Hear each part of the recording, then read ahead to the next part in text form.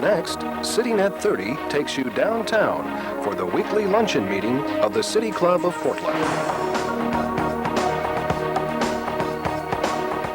Live weekly coverage of City Club is produced through the facilities of Portland Cable Access. Now we join the City Club for this week's program.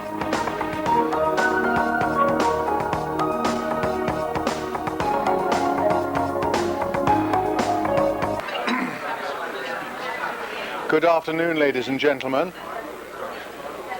I'm Paddy Tillett, President of the City Club. Welcome to another City Club program on a subject that's brimming with controversy. Today we focus on Oregon's involvement with gambling and the effect that our increasing dependence on gambling is having on us and our state. Our guest speaker today is Henry Chip Lazenby, legal counsel to Governor Kitzhaber. But first, some announcements. I'm delighted to welcome Sue Cameron as a new member. Sue's an executive director of Livable, Oregon. Are you here, Sue? Welcome.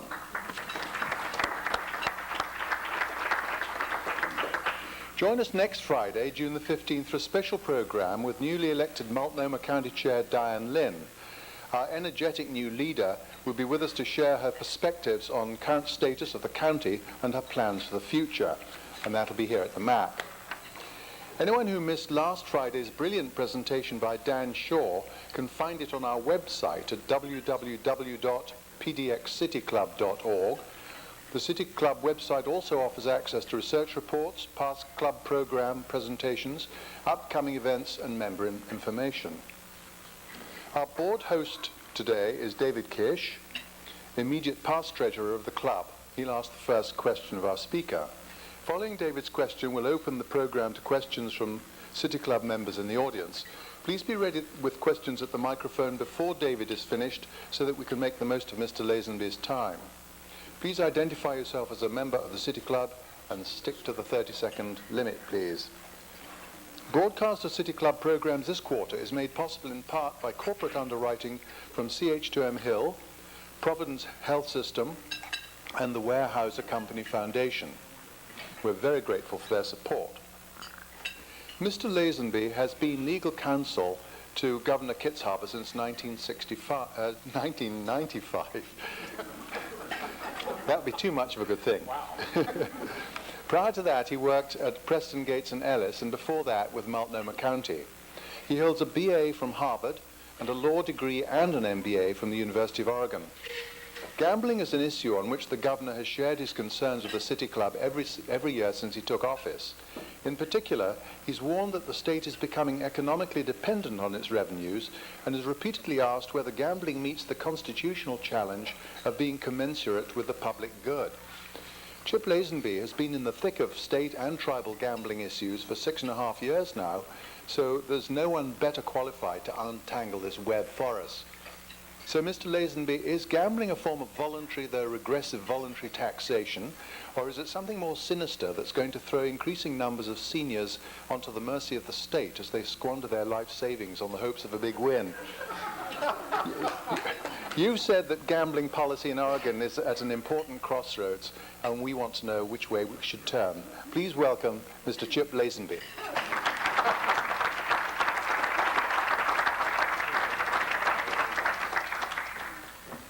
Thank you very much. The answer to that question, since I'm a lawyer, is yes, no, and maybe. I will begin. I know some of you are thinking, oh gosh, we have a lawyer for a luncheon speaker and loaded up on the coffee. I will begin and end with my first lawyerly statement that many of the comments that I have, unless otherwise noted today, are my own and not necessarily the opinions of the governor or this radio station. But having said that, I will say often in my remarks that the governor's policies reflect these things, and you can take that for what it is. With this question of gambling, it's very difficult, and let me begin by telling you why. Oregonians love to gamble, but we are also frightened that there is so much gambling in our midst. We have a profound ambivalence about gambling as we go through this. And in many ways, the state displays all of the classic symptoms of an addict. We know that we can stop gambling at any time as long as anyone will just intervene to stop us. Now, this isn't just hypocrisy. In some ways, it's a lot more tragic than that. And I'm going to argue today that if we don't open our eyes and see it clearly for what it is and see our own weaknesses for what they are, we will be the worse for it. Now, if this sounds like a preamble to a prohibitionist speech, it is not. I am not a prohibitionist. I don't think that prohibition of gambling is the answer. Someplace along the lines, while I was watching what's gone on in America historically, I heard that prohibition doesn't work, and it doesn't work very well. But I will argue today that as in overcoming any handicap, and the pun is intended here, we can learn to keep our quality in life intact by keeping gambling in perspective and contained and controlled in its proper place.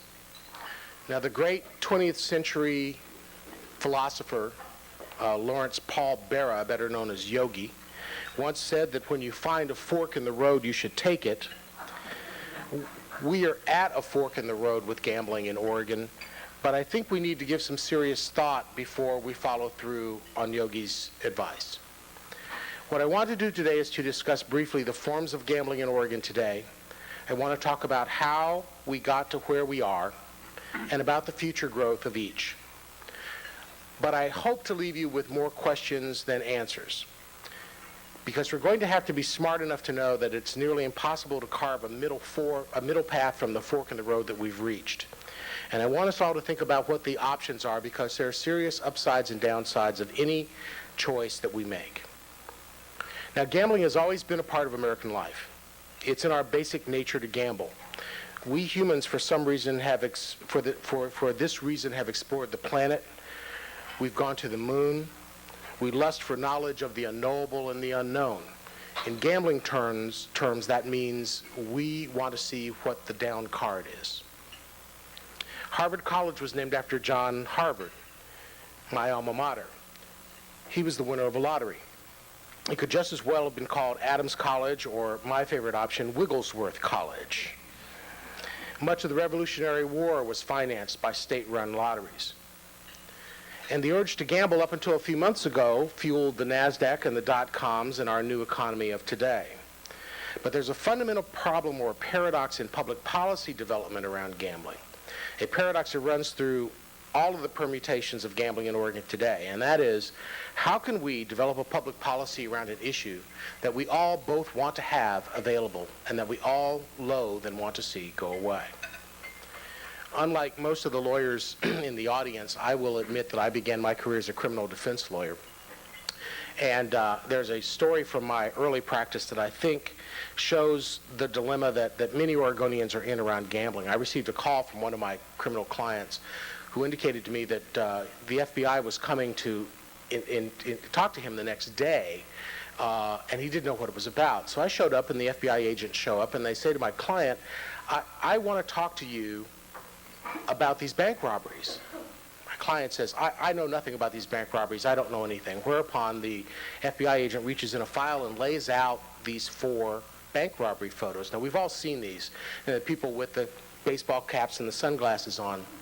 Not this fella. It's no cap, no glasses, looking straight into the camera. And there are several different banks that are there, and he's looking at the photos, and he looks at me, and he looks at the FBI, and he gets a very serious look on his face, and he says, "You've got to stop this guy. He's getting me in a lot of trouble." Keep that story in mind as we look at some of the perversions around gambling that go on. There's a book by a fellow by the name of Robert Goodman called The Luck Business. And in that, among other things, Mr. Goodman, who's not a fan of gambling, argues that gambling legitimacy goes through these 70-year cycles of legitimacy and then illegality. We're in a legitimate phase right now. There's more gambling in America and in Oregon than there ever has been. But when gambling isn't legitimate, it just goes underground. It doesn't disappear, and there's often more money made in gambling when it's illegal than it is when it's sanctioned. What alarms all of us today in Oregon and elsewhere around the country is not so much that gambling itself exists, but our seeming inability to stem its pervasive proliferation. Now, in Oregon, there are 4 main areas of gambling of concern. There's state-run lottery, there's tribal gambling, there's charitable gambling, and then there's live animal parimutuel racing. Live animal racing is in trouble here in Oregon and around the United States. In many ways, it is a form of entertainment that is not conducive to the e-everything age. When kids, and by kids here I mean people between the ages of 18 and 30, who've grown up with the e-everything gadgets, when kids who are used to video games and 3D graphics and music on demand encounter horse racing, the 15 minutes between a 1-minute race is an eternity not worth waiting. There are efforts underway to bring the sports of king to cable television with live wagering from your home. It's been difficult to get financing for this and difficult for this enterprise to get off the ground.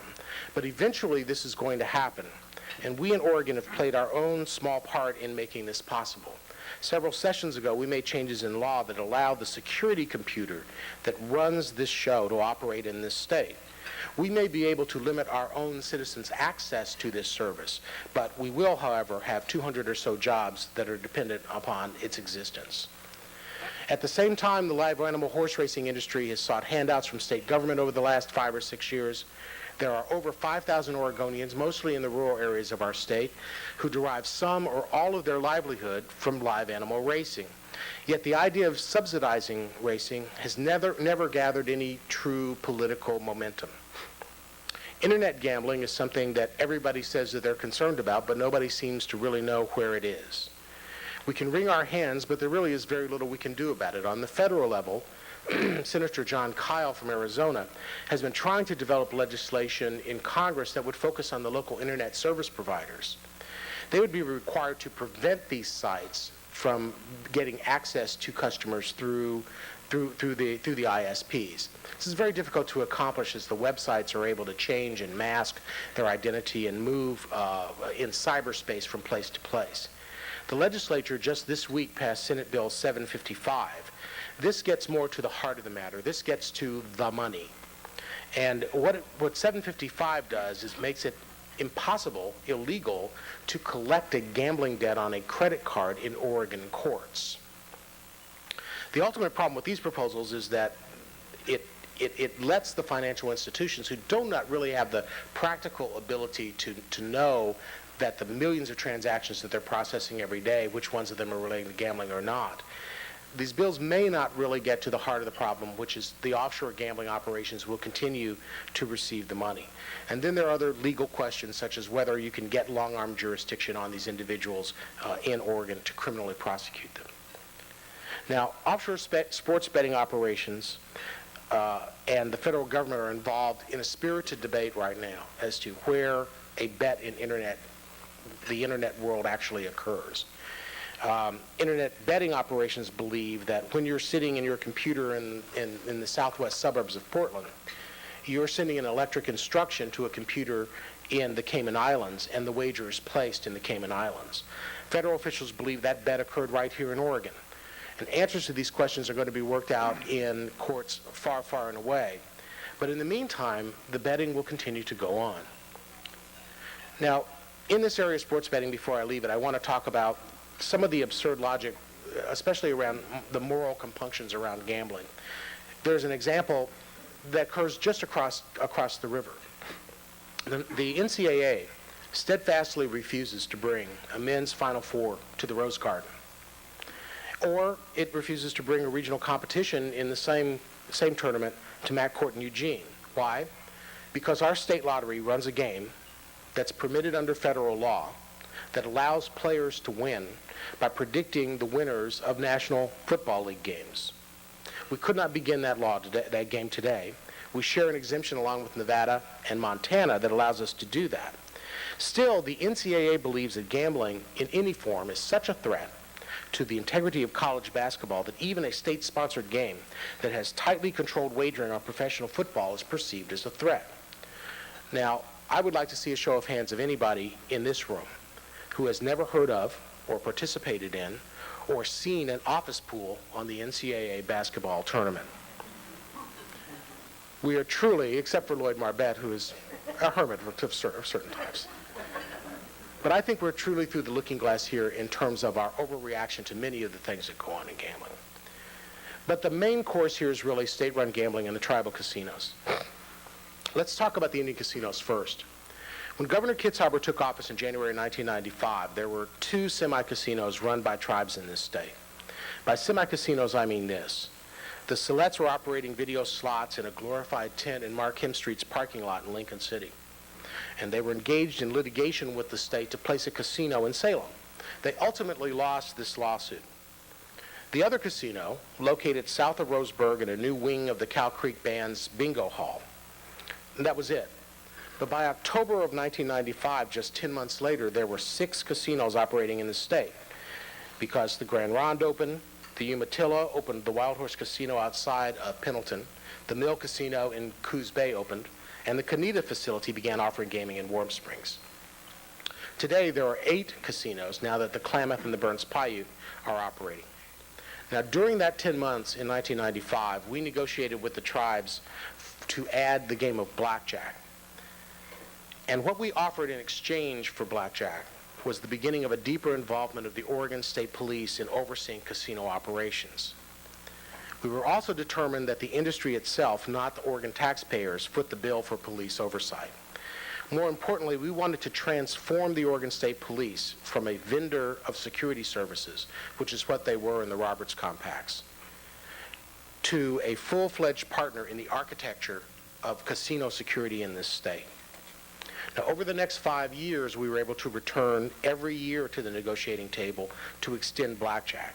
And each time we were successful in refining the relationship between the police and the tribal gaming operations.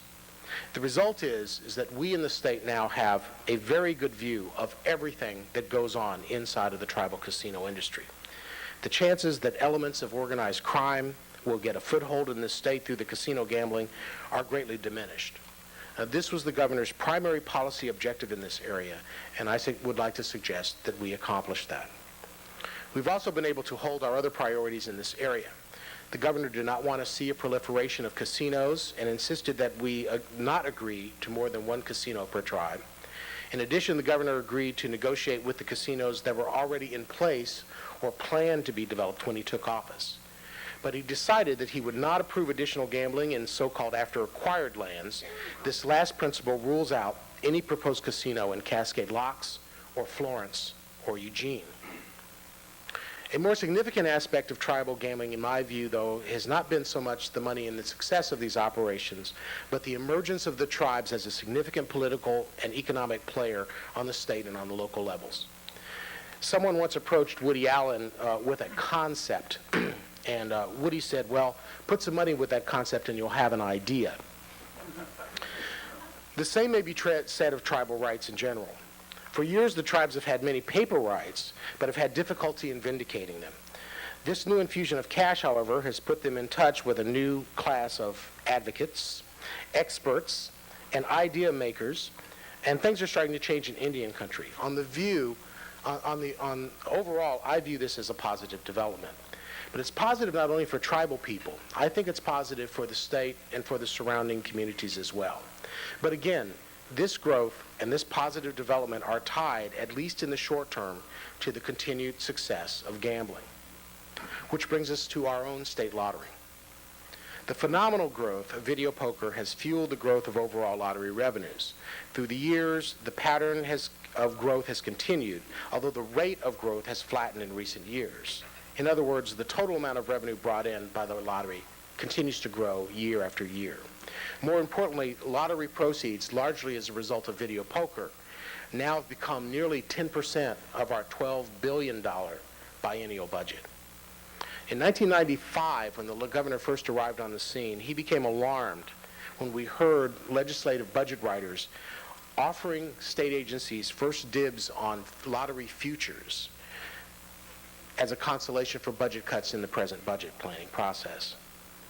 It was already clear to us that gambling was an unstable source of revenue. But like a weed, these lottery proceeds were beginning to twist and strangle the state's priorities in many insidious ways. Originally, lottery dollars were to be used for economic development. Over the years, the voters and the legislature have expanded the eligible uses. Education trust funds, salmon recovery, parks development. All of these activities are now waddling up to the lottery trough. And these programs and others use lottery proceeds and operating budgets and to support positions and jobs within those programs. This is not to mention the increased use of lottery-backed bonds to finance housing and other capital projects. Even the governor and Major League Baseball are guilty of at least making proposals to use these funds in a variety of ways. So there's a sense that you get from listening to all this, or you should get from listening to all this, that we're digging a hole through the use of lottery dollars. And our only ladder out of that hole is going to be more lottery dollars. But what if the ladder should disappear or become too short to get us to the rim? That is a question that up until now only Governor Kitzhaber has bothered to ask. The lottery is fueled by discretionary dollars. I'm convinced that Goodman is right on that point. He argues that even with positive job creation caused by expanded gambling, communities suffer net loss because gambling activity merely cannibalizes existing recreational dollars. But it's difficult, if not impossible, to kiss off nearly $1 billion every 2 years. This is made extra hard by the Sizemore-backed initiatives that have made state government the primary financier of schools, and the tough on crime no matter what initiatives that have required us to build and maintain many more prisons. Throw in a declining economy and you have a recipe for disaster. So is the answer, let's just crank up the lottery? Some would suggest so, but the governor has disagreed. Beyond being poor budget policy, there's something else bothersome about the whole idea of our increased dependence on this particular source of funds, on lottery dollars. In stark terms, the governor has said at certain points to me that our growing dependence on these lottery dollars, these lottery funds, will ultimately drive us to a tragic and a terrible policy choice. And that choice will be to choose between creating another addict in order to educate another child. Now, I believe that in the face of all this, the governor has made some wise policy choices over the last 6 years. Many of the steps that the governor took were small, but they were concrete steps to help bring some structure to this debate. First, we have placed a cap on the total number of machines that will ever exist in the state lottery system. This will allow us to regulate the growth of state-sponsored gambling. It will put us in an even better position to gauge whether marketing changes in lottery products will be productive or negative. We've frozen the expansion of the state lottery until we froze the expansion of the state lottery, line games in the common parlance, until we had adequate capacity to do addiction treatment. The governor refused to agree to the additional line games in '97. Shortly after that, we went to the E-Board and got $1.2 million for startup dollars for addiction treatment. In this current budget that we are in, we budgeted and obtained $6 million for treatment, and we are going to fund even more and have more success in funding treatment in this biennium. We've restructured retailer contracts, and the idea here is to create disincentives at the top of the economic chain for people to continue to ramp up lottery play. And we've tried to structure agency budgets without the use of lottery dollars in operating budgets, and tried to steer lottery dollars into more concrete capital construction to lessen the dependence of state agencies on those dollars. But a key to the survival of this policy beyond the Kitzhaber years is to get a statutory change in the mission of the lottery. That is why the governor introduced House Bill 2292 in the current legislative session. Under the current statute, the principal legal direction to the state lottery is to maximize revenues. There is a qualifying phrase there of commensurate with the public goods.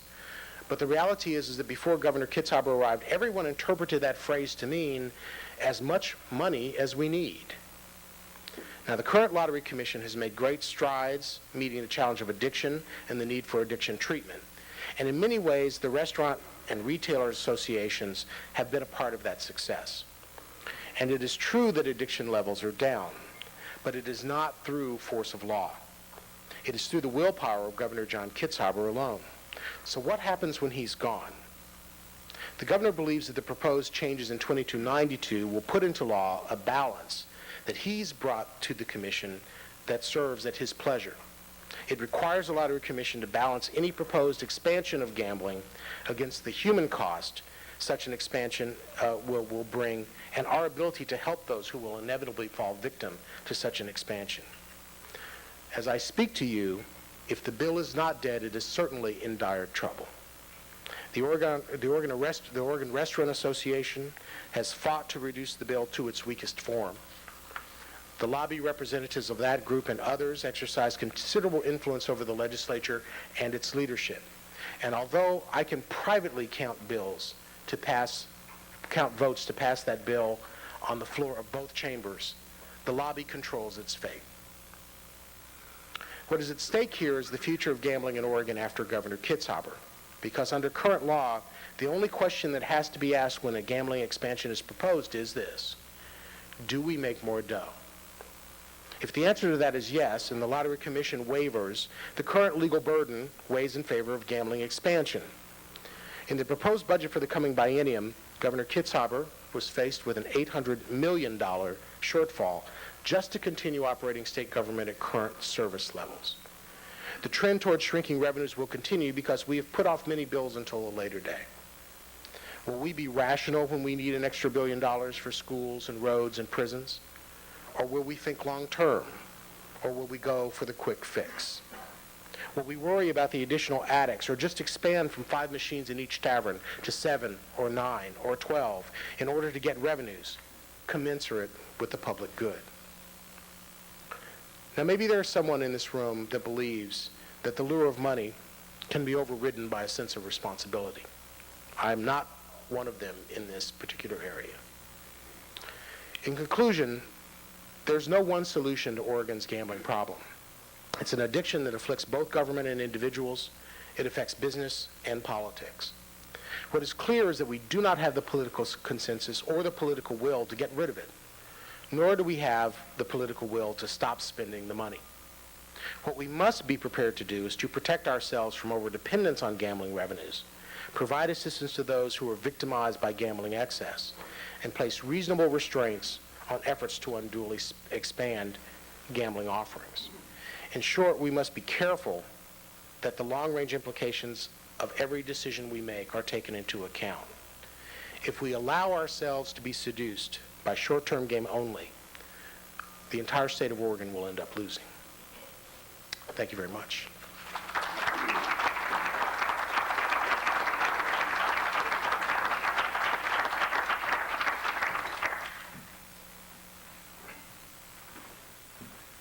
Thank you, Chip. We appreciated your address, and we always appreciate a speech that quotes both Yogi Berra and Woody Allen. I'm going to ask you to look into your crystal ball a little bit and talk to us about the proposal for another Indian gaming facility in Hood River. We've all followed that closely, and I know your office is involved in those negotiations. 2 questions. One is, does the Warm Springs tribe legally have the ability to build on that property that they just acquired in Hood River? And then from a practical standpoint, do you think that that will happen within the next 10 years? Nice time frame. That question is not as simple as it seems. Let me begin by saying you need to have a little background to understand how this works. Under the Indian Gaming Regulatory Act, Indian tribes have the right to develop casinos on their own land if state criminal law does not absolutely prohibit a gambling activity. So if it's regulated or allowed in any way, the tribes are free to regulate it on their own land. The piece of property that is east of Hood River is tribal trust land, and the tribe would be eligible to offer gambling at that site, but they could only offer Class 3 gambling, which is the gambling that everybody wants, the casino gambling, pursuant to a compact with the state. You have to look at that piece of property to kind of figure out what the difficulties are. It's very steep grade land. Building there would be very dangerous, and this administration has had at least one experience with a development where the engineers hired by the development, I'm looking right at Sue Cameron, said that it was fine to build those houses right on the edge of those sand dunes, not a problem. So that's one of the questions that we think is fair game for negotiation, and the tribe is aware of that. So part of what we're talking with them about right now actually is only additional gaming at the Canita facility. Our office does not have a negotiation going on with them around the Hood River site, other than watching them purchase a lot of the tracts of land around their existing property. Let me suggest that I think that there are some difficult, if not insurmountable, political problems that they face because on the land that's not Indian land, the Gorge Act applies. And you have to go, the tribe would have to go through a federal process that I would think would become fairly political through the Department of Interior in order to move other pieces of land into trust. And then they would end up having to negotiate with whoever is the governor after the next 17 months in order to do that in the face of significant local opposition. That combination of things makes your 10-year timeline probably about right. There may be some alternatives that are found in the meantime in that 10-year period. A future governor may want to revisit the Cascade Lock site or some other sites. I don't hold out any hope at all that this governor will. I'm going to beat the next question to the microphone and ask you, you talked about increasing funding being put into treatment of addiction for gambling. What sort of success has that funding shown, and how is that success measured? Well, there have been two studies that have been conducted since 1997, and they're called prevalence studies, where there are phone interviews that are done with people like any other sort of polling to sort of develop a profile of who's gambling. And I'm not a scientist, I'm a lawyer, but those studies purport to project what the level of problem gambling is likely to be in the state. Now, in the first one that was drawn up in 1997 when the governor put a stop to line games, it came back and showed that there was a prevalence of about 3.5% to 4% of people participating in games developing a gambling problem. The latest one that was just done this past spring has shown that there's a decline of about 1%. We're down to about 2.5%. Let me suggest that my view of that data is that, my pom-pom is telling me I'm here. My suggestion is that because we refocused and reinforced the funding for gambling addiction treatment, whereas before it was mixed in with a lot of other drug and alcohol treatment, but we've now focused it just on gambling addiction. I think that is the reason that we've seen a decline in actual levels of addiction in the state over the last couple of years. I think if we go to something like line games, or if we go to an expansion, I think you're going to see that number go back through the roof again, because even the lottery will tell you that adding line games is aimed at a different market of people than the ones they currently have. And so what the prevalence study means, if you have a prevalence study that says that there's a 3.3% prevalence of addiction, that means for every 100 people that starts playing those machines, 3.5 of them are going to develop an addiction problem. So more treatment is it, but I think we need to change the climate in which the Lottery Commission makes decisions about expanding gambling, and it doesn't look right now like we're going to be able to do that in this legislature. Steve Novick, City Club member. Chip, I share your concerns about financing state services with video poker money, but it seems to me that as long as we've got video poker, public services ought to receive as high a proportion of the revenues as possible. But I believe this is not what happens under the current commission rate structure. Under the contracts negotiated with the taverns that have the machines by the Lottery Commission, on average, the taverns get 32.5% of the take, which works out, I think, about $280 million a biennium. There were two audits done some years ago, one by the Secretary of State, one by a legislative committee, which concluded that because it costs virtually nothing to have these machines on site, the taverns would make a profit if they got 10 or 15% of the revenue, which means, if that's right, that we're effectively giving $135, $140 million unnecessary subsidy to a random assortment of taverns, and that's money that could otherwise go to education or other important public services. And I've looked at the record decision for the last time the Lottery Commission looked at the rate structure. There was no reference to either of those audits, and they hired KPMG Pete Marwick to do a survey, which was cursory at best. My question is, before he leaves office and before the rates are renegotiated in 2003, can you and the governor sit down with the commission, take a look at those audits, ask why they seem to have been ignored, and see if we can negotiate a better deal for the public for the next round of contracts? I think the answer to that's yes. And we're certainly going to try to do that. I think there's some little factoids that you left out of that, Steve. One is the last round of negotiations that we went through was also being done in a climate where we were being sued under the rule changes that we tried to do to dampen the rates that were there in the first place. So it's something that we would try to do. But again, I mean, you know, you have to kind of realize, I mean, I know many of you here know Steve Kafori. I know Lloyd knows Steve Kafori. I mean, this gambling thing it makes very weird bedfellows. I had a meeting with Tom Gray, who many of you may know is a minister from the Midwest, a very anti-gambling guy. And on either side of him was Greg Kafori, who's one of the few lawyers I know that still has a picture of Che Guevara in his office, and Al Mobley, you know, all holding hands singing Kumbaya around this issue. So it really spans the political spectrum between people on the left and on the right. Yet in this legislative session, I can get Democratic votes to move the governor's bill, but I can't get votes from the other side of the aisle because there's a very strong lobby opposing this change that likes the current law, where the only thing the Lottery Commission has to think about is make more money. And the people that are receiving the money that you're talking about, Steve, are a part of that coalition too. So it's a political problem as opposed to just simple will. And then you have to negotiate all those contracts as well. But as you pointed out earlier, Chip, the commission is appointed by the governor. So, I mean, I don't think you need legislative approval to make changes in the rates. Yes, but we like to be nice people, Steve. Hi, Chip. Jim Harris, City Club member. Got a question. When you look at the live animal racing game, the return to the bettors is in the range of 75% on each dollar they bet. But on the widely distributed game, the Oregon Lottery, where you can, you know, essentially convenience stores, it's only about 50%. Has there been any work to look at moving that percentage up, and what would be the effect on addiction, on revenue, and then the total amount bet?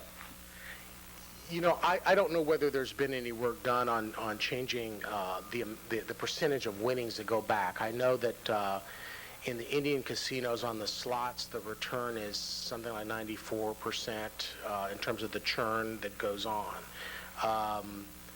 You know, let me suggest that what you are asking to do is, in some ways, probably impossible under the current statutory structure. How can the legislature, you know, how can the Lottery Commission reduce its demand for its products and still live up to its statutory directive to maximize revenues? I mean, it's part of the difficulty. Now, I think that if we got the legislative change we're seeking, the Lottery Commission could probably have that debate about whether they can lower and create disincentives for people to play, but not right now, where the only thing they really have to do is figure out whether they're making more dough.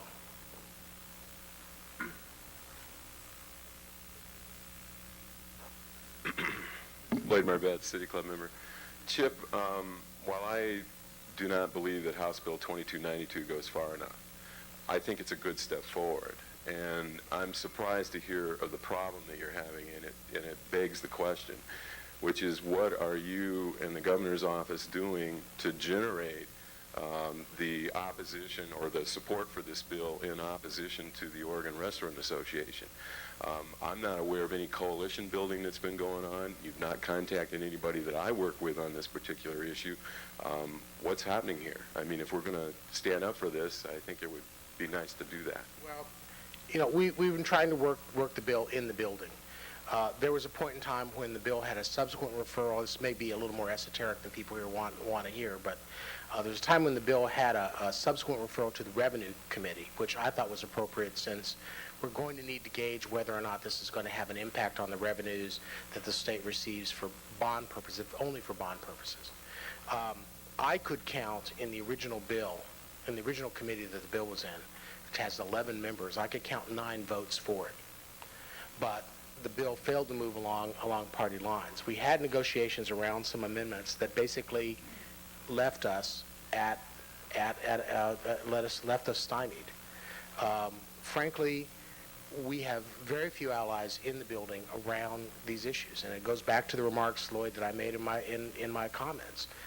It's very hard to get a political consensus around what to do about gambling, about the state lottery, because there are people that want to spend the money, and there are people that do not like gambling at all and want to see it just go away.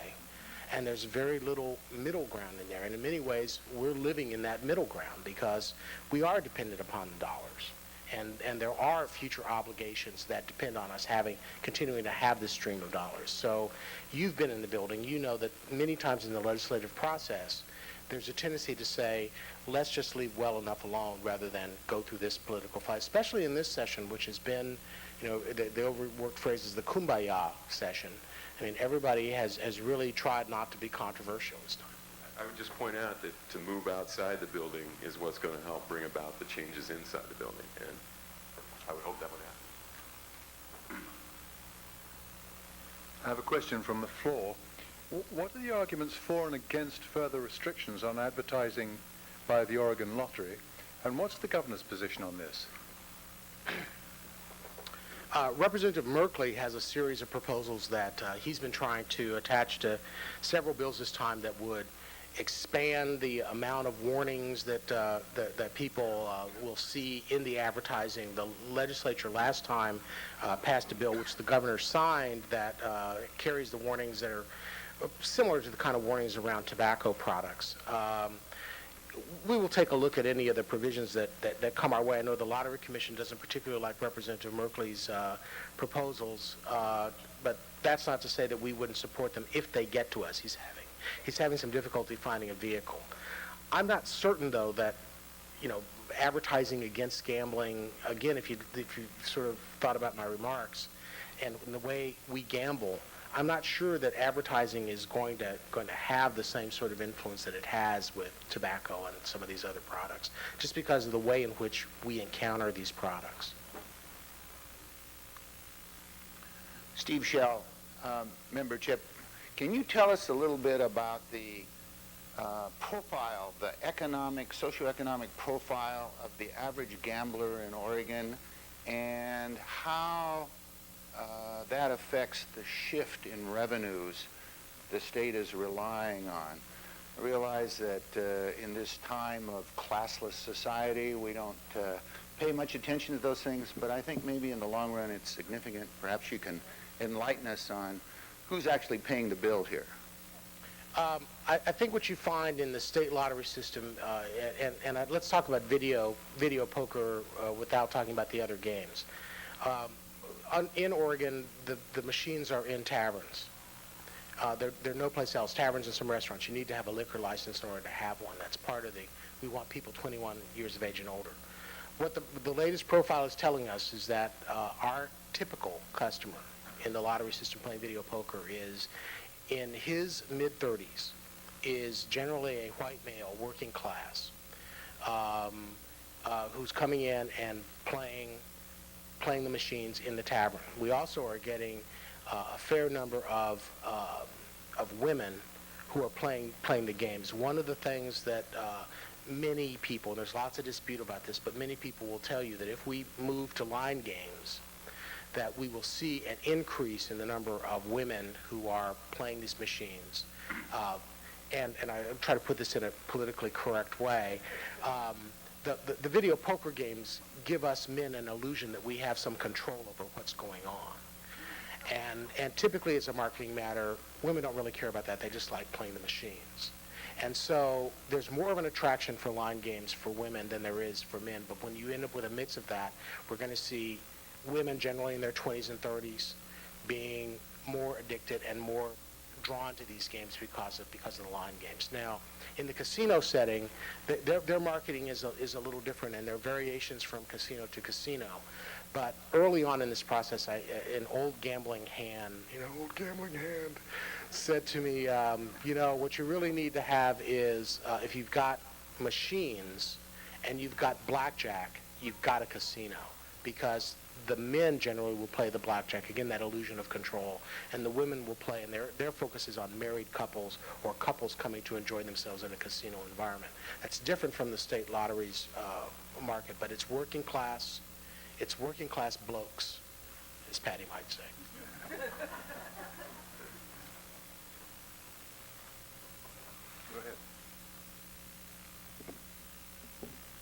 Ray Plania, City Club member. Mr. Lazenby, I think the problems we're facing are addiction, right?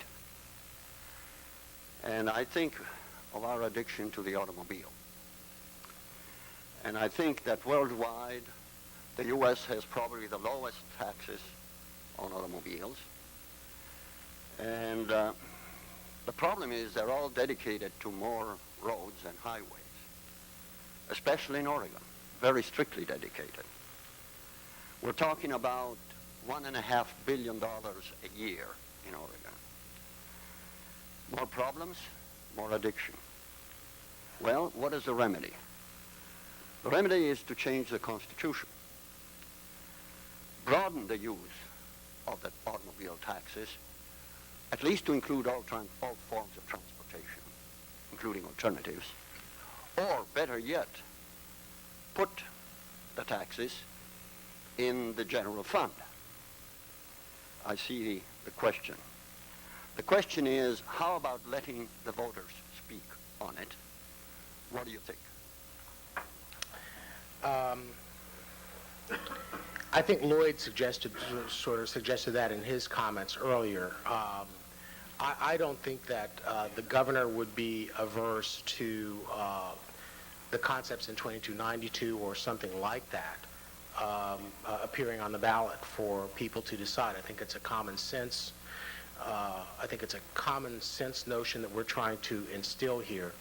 There was an effort that Lloyd led a while ago that would have banned video poker, but for the fact that the proponents of that proposal were not saying where the replacement revenue of 10% of a $12 billion budget was going to come from. The governor would have supported that. So what we're proposing here is really just a common sense and balanced approach for the Lottery Commission to take, and certainly the ballot is an option. Another question from the floor. Are the bad guys trying to move in on the gambling picture? I don't think we're talking about motorists, Ray. I think this is different. You know, the history of gambling has been that, you know, Bugsy Siegel started it in Nevada, and, you know, you have all these Jersey stories. I think, as I said in my remark, what we've done over the last 6 years, I think greatly reduces the opportunities for elements of organized crime to get involved in either the casino industry or certainly not in the state lottery system. The state police, as a result of our negotiations, really see everything and everybody that comes into the casino industry.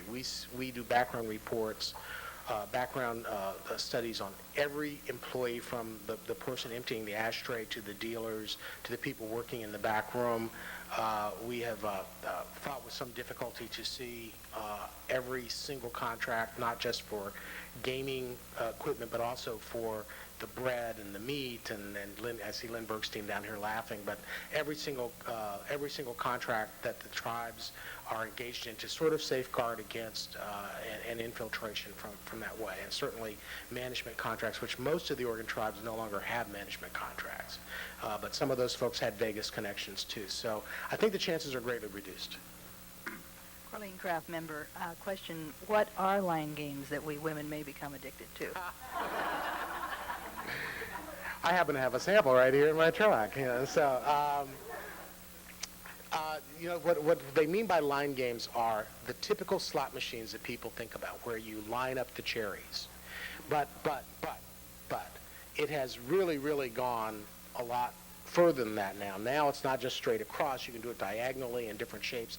Video graphics have really gotten to be a great part of this. The cherries and the animals and all the little things that you're lining up are animated, and they wave at you and sing songs and pay you money from time to time too. So, and you can tell I like that actually a lot more than the poker games. And then the poker games themselves, the displays have become very sophisticated too, and there are lots of variations. So, I mean, these gaming folks are very good at what they do. The people that produce the machines, they're the old people the old companies that made Bally, made the pinball machines, and also made the slots in Vegas and all that. And they've taken advantage of all the modern technology, and the machines are all very snazzy.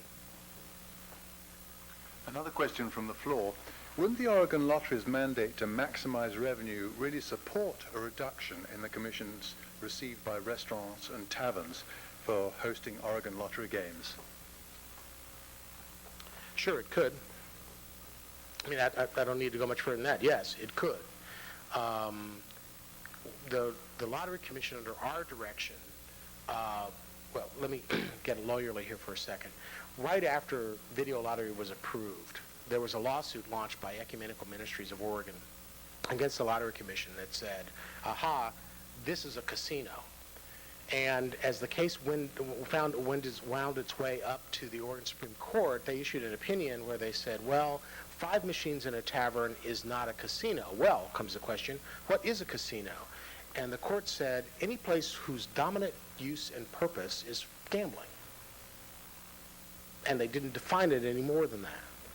And so the Lottery Commission has struggled with trying to find some definition for that. And they came up with a definition that said, well, maybe it means if you get more than 2/3 of your revenue from gambling, that makes you a casino. Well, at our direction, they tried to reduce that number. There's lots of negotiation with the retailers and others about how to do that. And we initiated rulemaking and tried to lower the definition of that, and we ended up getting sued in doing it. We lost our first round of rulemaking. We've gone back and done a second round of rulemaking.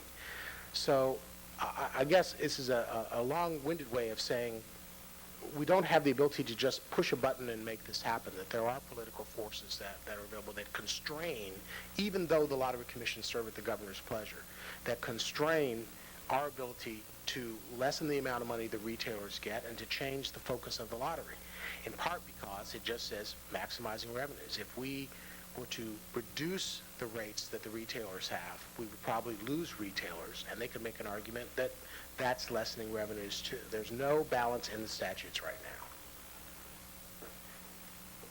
We have a very reticent audience today. They're giving me lots of cards to read instead of asking me questions themselves.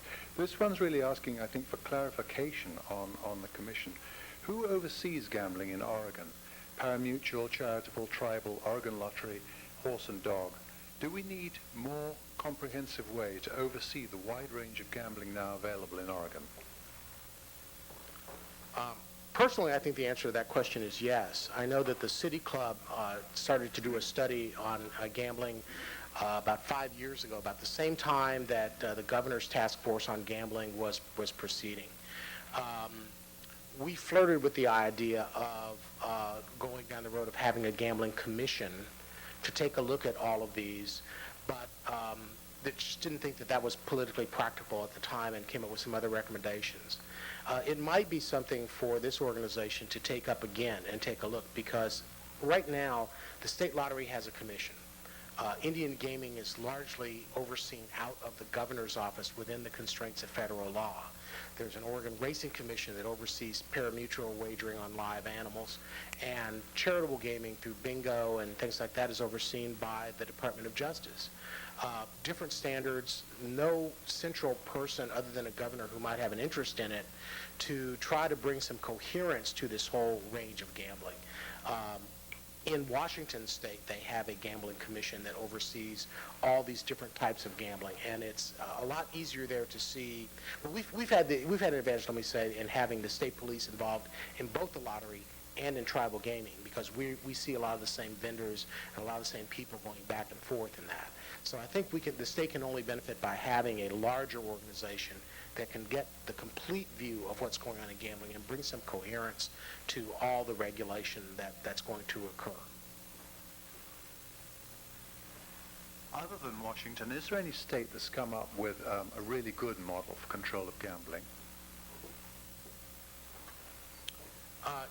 I really don't know about the states. I know that on the sports betting piece right now, the current Congress is really moving in a prohibitionist mode. They really are trying to eliminate sports betting, eliminate amateur sports betting, doing a number of things. But I'm not sure. Some people like the New Jersey model.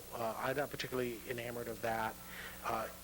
I think that because it is a legitimate business and so central to the economy of the state, that from a regulatory standpoint, in terms of developing the how-to of gambling. I think Nevada does a really good job, which is why we've referenced it in our compacts. But there really isn't the kind of gambling elsewhere. Every state is really unique, and so it's hard to take a model and say, we can use it here in Oregon. I think we've done the best we can with tribal gaming. And as I said before, I'd like to see us take a more comprehensive look at all these forms of gambling. Well, before closing the program, Mr. Lazenby suggested that the City Club take up its unfinished report on gambling and do something with it. So if anyone has an interest in pursuing that, please get in touch with Paul Leisner at the club office, and we'll see if we can get that moving again. With that, I'd like to thank you, Chip, for a very enlightening unscrambling of the issue. Thank you very much.